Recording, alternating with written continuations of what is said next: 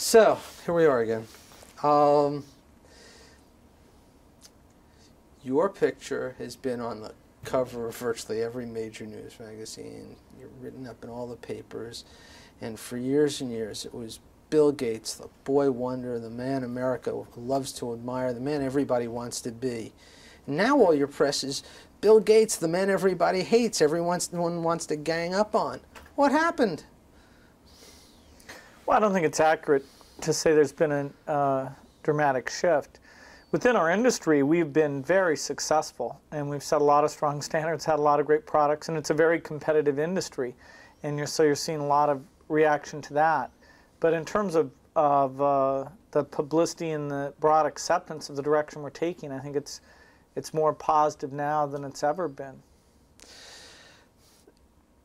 What about the ability to separate what Bill Gates has done with Microsoft from what Bill Gates is? Do you think that there's a lot of sort of stuff that falls over in the wrong direction, maybe? Well, I'm capable of separating them. That's the most important thing. The press, they're not very capable of that, but maybe that's not important to them. You worried about the FTC thing or concerned about it at this point? Any investigation like that can take a lot of time. The amount of paper we'll eventually send to them will be millions and millions of pages. And since we've been talking to them, they've initiated investigations into 3 or 4 other companies in the industry. And so they're obviously learning a lot about the industry. It's not something we expect to change our business, but it is a distraction. Good. Now that we got that out of the way, let's go into some fun stuff. Do you remember the first time you saw or used a computer? Do you remember your first instance? Sure. Tell me about it. Well, I was 13 and some money had been donated to get a time-sharing terminal. It was a General Electric computer at the other end. We had a teletype with a modem. And so people were trying to figure out how to use the thing, and myself and a friend, Paul Allen, got involved and started writing programs. Did you know then that that's where you wanted, did you say, gee, this is where the world is going? Well, at a very young age, I was heavily involved, for long periods, working day and night on the machine, writing programs, learning new things. I'd go through periods where I'd say, hey, this computer stuff, let's not do that for a little while. Then I'd go back into it. And when I went to college at Harvard, I was still dealing with that. Am I going to work on this computer side, or maybe I'll just go work in economics or law and do what I thought of as a more normal pursuit. So I was always mixing back and forth. And it wasn't really till I dropped out and started Microsoft that I declared where my focus would be. When you got that phone call from IBM, or however that finally transpired, where they said, you're it, we're going to use your system on our new personal computer, did you have any sense that this was sort of day one of a revolution? Well, it really wasn't. You got to understand, we'd been in business, and we were the first in the business, the largest in the business at that point in time. Our system software, our BASIC, was being used on virtually all the machines. When IBM first came to us, they had proposed an 8-bit machine, which wouldn't have had any impact at all. It was our suggestion that they take the opportunity to move up to a 16-bit machine, which kind of contradicted the purpose of the project, which was just to prove that IBM could get something done quickly. They didn't have a very big forecast for it. And we actually had more people working on the project throughout that project, even though we were a 30-person company, than IBM did. And it had to go through all these reviews, and they could cancel the product at any time. And particularly this idea of using a 16-bit processor, there was some real resistance because it meant we had to write new things to get the work done. And so it had its ups and downs. Once it got done, we chose to use that as the model to go to other manufacturers and promote the idea of using our operating system and being compatible. And so we saw that as the beginning of true compatibility between these desktop machines.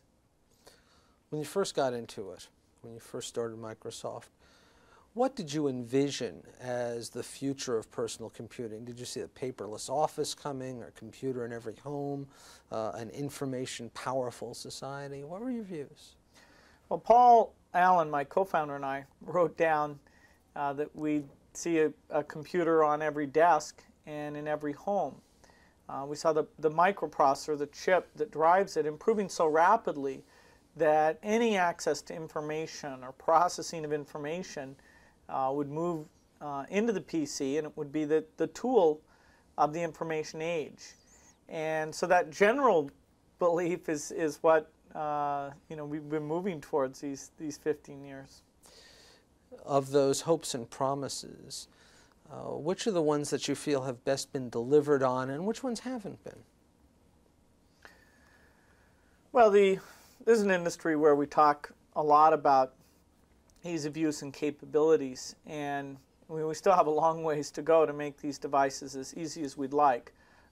People's curiosity about the machine and their willingness to learn things and help other users have been really essential to getting the tool to be used as broadly as it has.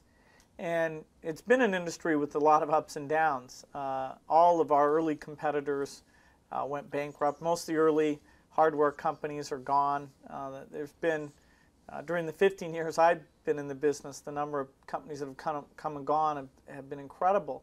And it's because a lot of people didn't come up with the right products, they didn't transition to the new stages, and it means it's confusing industry to follow. One of the things that's come out of the industry is vaporware. I understand that Ann Winblad actually coined the phrase, or gets credit for it. Why has this business really, sort of almost more than anybody except maybe the electric car business, promised more than it delivered, or at least promised more on a date in terms of delivery? I mean, you had it with Windows 3 in terms of the difference between when you said it was coming and when it finally came. Was? No, I think you're confused about that. That was announced and shipped on the same day. If you want to go back 8 years to the initial Windows product, there's a case there, but not with Windows 3. But why was this? Why has this sort of been endemic in the industry? Well, I think some of it reflects the great interest that users have in knowing when the personal computer is going to get better and more powerful. If you spend hours a day working with the tool, you like to give input into where it's going to go and see how it's going to change. So even when we don't announce products, like Windows 3 wasn't announced at all, you have a set of dedicated publications, or even the business press going in and taking every testing release you put out, every rumor they can capture, and talking about that. So I think it's the level of interest that drives these things. The amount of pre-announcement, if you go look in the last 2 or 3 years, we've done very, very little of that. Some people are still doing a lot. When somebody gets behind, like say somebody didn't write Windows applications when Windows is taking off, then you get them saying, hey, wait for us, our product's going to be great. And we have quite a lot of that right now. I couldn't imagine who you might have in mind with that.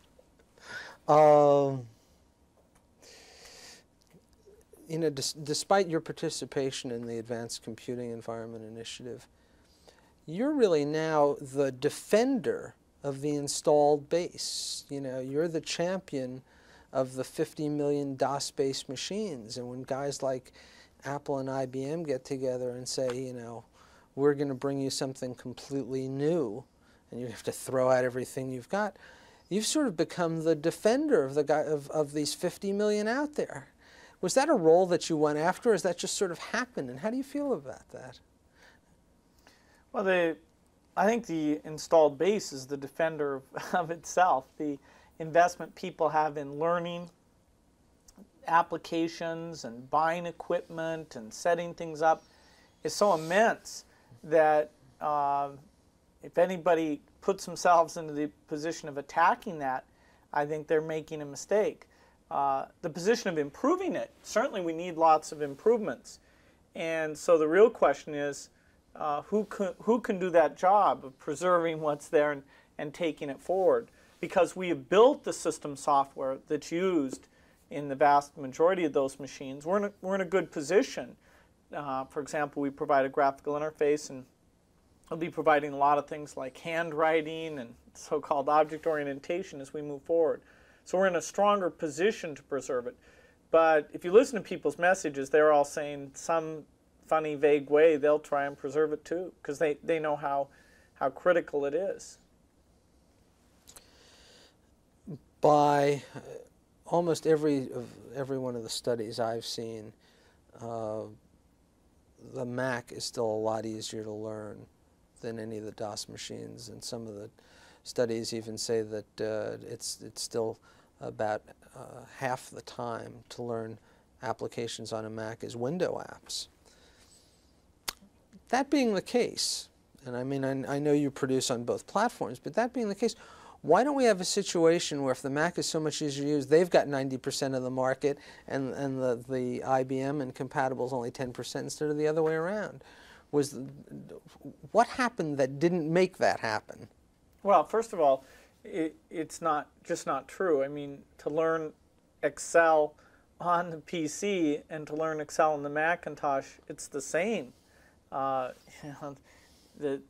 learning about cells and formulas and how you give commands, believe me, it's the same. So what you're saying is it just isn't correct. In terms of some of the initial system setup, the idea of having the system software pre-installed has always been an advantage for the Macintosh, and that's why you see a lot of people building Windows into their systems now more and more. Clearly, there's, the market prefers the DOS machines. They're the overwhelming favorites. And a lot of that has to do with this openness, the competition, where hundreds of manufacturers are trying to provide the fastest, the cheapest, the smallest type of machine, and the flexibility that provides. And then because those machines are more popular, a lot more software. There's always been tons more software for the DOS machines than any other computer ever. And that makes a difference. If the package you want is only on the PC, you don't care about what's going on with any other computer. Let's talk a moment. One of the things we want to do with this show is paint some stuff with broad brushstrokes and really look at what this has done for our society, our corporations, and so on. In the area of corporate productivity, the verdict still seems to be out. I mean, we know that people are doing more things than they could ever do before, but somehow the productivity measures just don't seem to be reflecting it. Is that because the PCs aren't doing the job of productivity, or because the PCs have so changed the environment that we're not measuring the right things yet? Well, it's always tough to measure because when everybody's using PCs, the expectations of what you can get done go up. If you take our case, the way we use the electronic mail in Microsoft, the way we don't print out sales results anymore. I just sit at my desk and click and see the graphical presentation. I can dive down in and get detail. There's no way we could run our company without these tools. There are some things yet to be done in terms of really helping lots of people work together and helping get that information so everybody just looks at the little icon, clicks it, and up comes what they're interested in. There's still some work going on integrating machines. Networking is a big challenge, but we will be delivering a lot of that. So the PC its impact will be more noticeable in the years ahead. All right. There's been a lot of discussion about the computer literate society and whether computers are further distancing the haves and the have-nots from one another. Because, for example, a rich school district can go out and afford to buy, an entire classroom of PCs or Apple IIs or whatever, while a poor district may have one for a classroom. Do you think that the computer, the pervasiveness of the computer, could actually help us fragment the society rather than than bringing it together by giving us sort of two classes of people now? Instead of being rich and poor, it's going to be rich and computer literate and poor and computer illiterate? Oh, I definitely don't think that's the case. The PC it has been expensive and only used in isolated cases, but as it becomes a very effective tool for educational use, I think you'll see it be used more broadly. Its impact has been limited because it still really isn't that great of an educational tool. As we get more titles, more information, then it'll be used more broadly, and in that sense it's a leveling device. It means that a kid who's curious about something can sit down at that machine and go through and get answers and have it increase their interest rather than eliminate it. I mean, even in the workplace now, you get the situation of 10 years ago, Bill, you could walk into a Kelly Girls, which is now Kelly Personnel, no longer sexist, and get a job doing temp work if you had typing skills. Now that's no longer sufficient. You've got to have computer skills. And somebody who was poor and may have learned a typing class in junior high school or high school might have been able to get that job 10 years ago and can't today. Well, the economy changes. I'm not what you're saying. See what you're saying. All these temp agencies are extremely good at getting their people trained on the two most popular word processors, one of which is ours, and so they're able to go out and help people. We work with those temp agencies to make sure they're giving those courses to their people, and they do a great job of this stuff. They even take some of those training services and offer them to corporations to help train their people. Have you pondered some of the unintended consequences of the development of personal computers and computing in general as it sort of spread its way through society? Everything from, do we now worry about VDT emissions to carpal tunnel syndrome? These are things that nobody ever thought about 15 years ago. Are they things that concern you today about how the computer, now that we've really been living with it for a while, is really affecting us?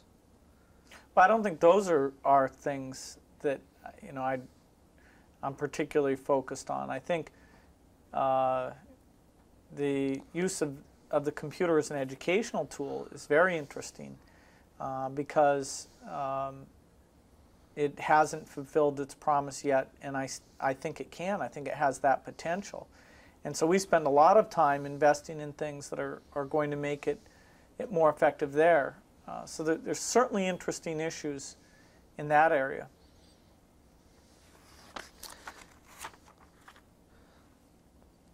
What can you do today? What can anybody do today with a PC that just couldn't get done 10 years ago? I can walk over to my PC, tell my 20 top managers, around the world in different countries, how I've responded to new things going on in the market, competitive challenges, what it means to them, what I'm thinking, and within a couple minutes, there at their terminal is a complete description of it. They can edit it, forward it on to their people as they see appropriate. We can communicate and work together in a way that just was unimaginable. That's just one of so many things that the tool enables. Give me some of the others. I can take all the documents I've created over a period of years and go back and look in at for any phrase that I've used and see which documents we're talking about that, call them up, print them out, and reassess what, how my views have changed over time on a particular area. That kind of document filing just couldn't have been done any other way. And it's at our fingertips. I mean, this is a phrase we use. When I'm going to have a meeting with a product group to review what's going on, I sit there and I browse all the phone calls we've had from customers. We type in and log, and it's this huge database. And so I can just sit there and see what the top subjects are, go in and look at individual calls. And then when I go and sit down with the product group and say, how can we do this better? I'm up to speed on what the users are saying when they come in to make these calls. And it just makes product cycles, allows us to do so much better job than we could do without that tool. All right. To what extent has the computer essentially restructured corporations, organizations, and has information now become almost a new way of measuring capital? You know, you either have the information or you don't. You're either information rich or poor. That's had a major impact on the way we all do business, hasn't it? Certainly it has. The amount of it's changed organizational structures, that's hard to measure. I think we're going to see a lot more of that in the next 10 years than we have in the last 10, where you can collapse hierarchy. You can let people in different specializations, different geographies work more closely together. That you will see a lot of that, and it's very positive. Some businesses have always been for pure information businesses. I mean, what's a bank? It's it has information about who to take credit risks on and who has what money and moving that around. And so those industries, the financial industries, things like reservations, industries that want to be very customer oriented, have been the first to really adopt the technology and have it change their business rather than just help them print out documents or do spreadsheets. What do you think that the industry hasn't delivered on? What did you expect to see out of personal computing that we don't have yet? Well, there's a lot of things having to do with ease of use that we could have done a better job on. There's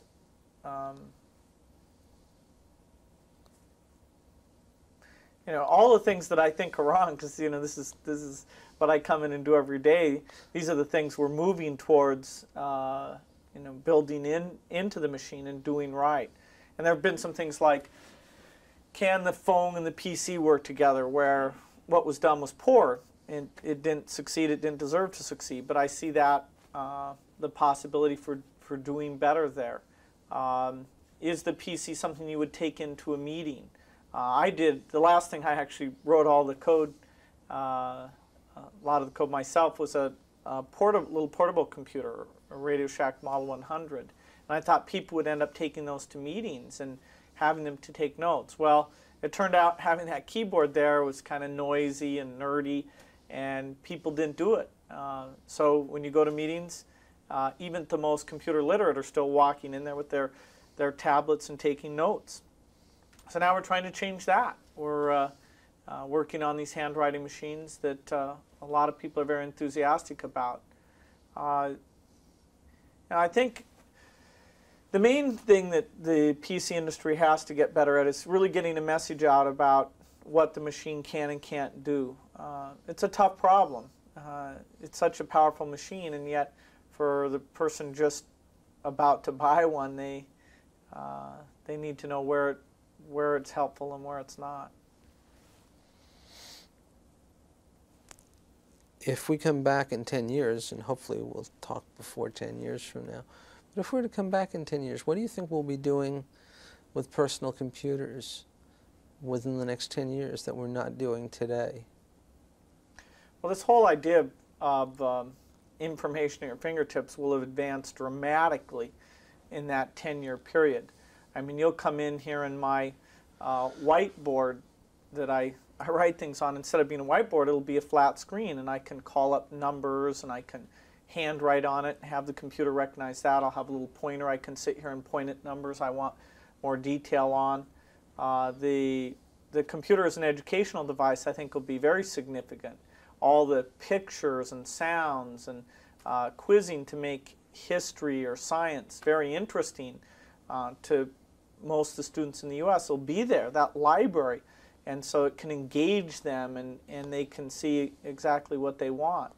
The whole idea of communications, the speed of networking, wireless networking, will have advanced incredibly by then, and I even think in the home environment we'll start to see the PC playing a significant role. The we talked about IBM a little earlier. First, let me ask you, what's your take on the agreement between IBM and Apple? What do you think of that? Well, the key is that 10 years ago, a new structure of getting technology out to end users was adopted.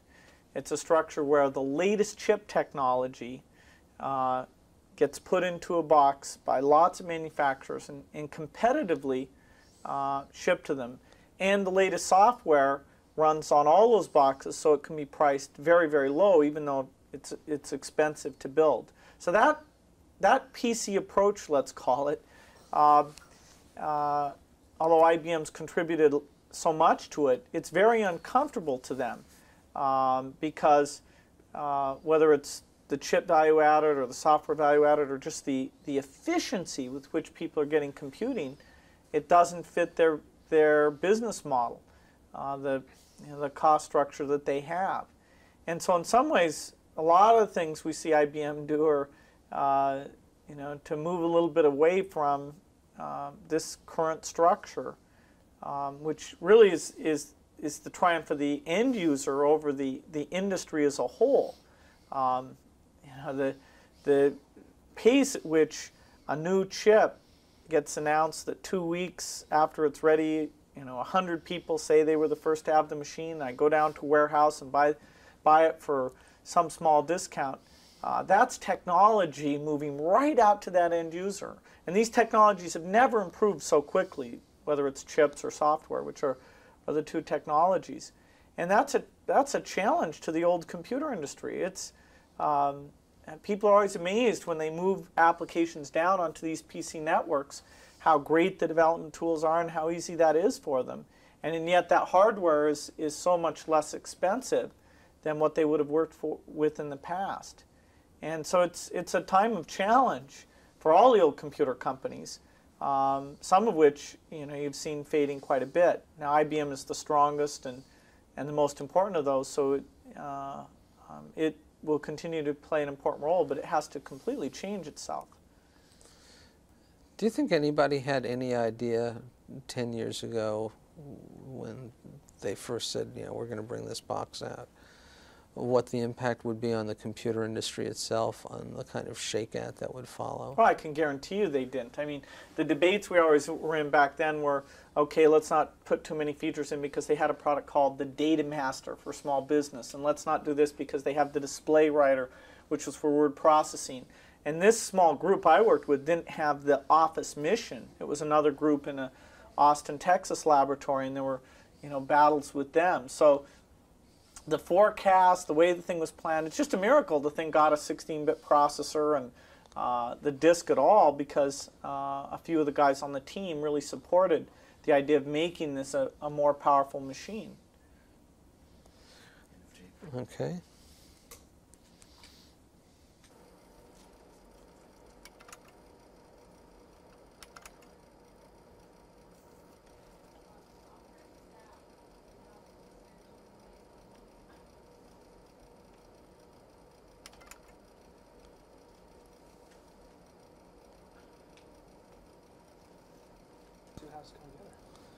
This could be an interesting. I got to tell you something. My boss was over in London for the Economic Summit, and she was telling the ABC execs who were all gathered over there that we're doing this special show August 11th.